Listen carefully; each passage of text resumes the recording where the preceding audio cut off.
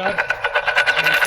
દાદા હે કે એમને જે ઘણા સમયથી પીએમ કિસાનના હપ્તા પેન્ડિંગ હતા, બરાબર, અને આવતા નહોતા. ઘણી બેંકોમાં જોડ્યા, ઘણું બધું કર્યું પણ આવતા નહોતા, અને આપણી જોડે આવ્યા. તો આપણે ખાતું ખોલાવીને એમને પૈસા આવી જાય તો આપણે એમનું શું નામ નહીં, એમનું થોડુંક ઇન્ટ્રોડક્શન લઈશું. તો નમસ્કાર બા. મજામાં?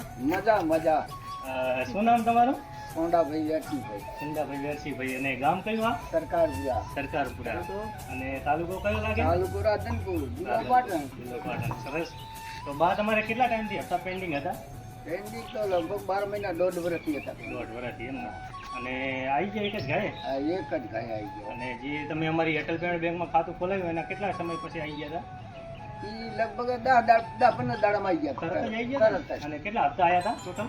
ઈ હપ્તા આયા ટોટલ 107 હપ્તા 7 હપ્તા એમ ને? એટલે મતલબ 14,000 આવી જાય આવી ને? ગયા. અને તમે ખાતું ક્યાં ખોલાવ્યું? કોની જોડે ખોલાવ્યું? આ વિરમભાઈ કને ગોત્રકાવાળા. આપણે કેમેરામેનને કહીશું, વિરમભાઈ તમારું થોડું ડિટેલ આલ દો. કોઈને વાસના પૈસા ના આવે તો મારો કોન્ટેક્ટ કરજો. 120 કરીને તો પછી પૈસા 51 અત્યારે કોલ કરજો, હું ખાતું ખોલી આવીશ. બધા પૈસા આવી જાય ગેરંટી મારી. પૈસા ના આવે તો પૈસા પાછા.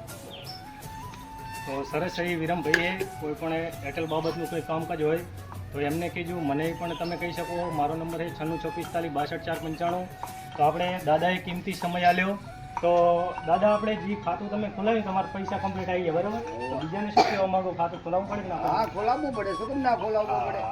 તો સરસ. તો દાદાએ કિંમતી સમય આલ્યો. થેન્ક યુ બા, આભાર.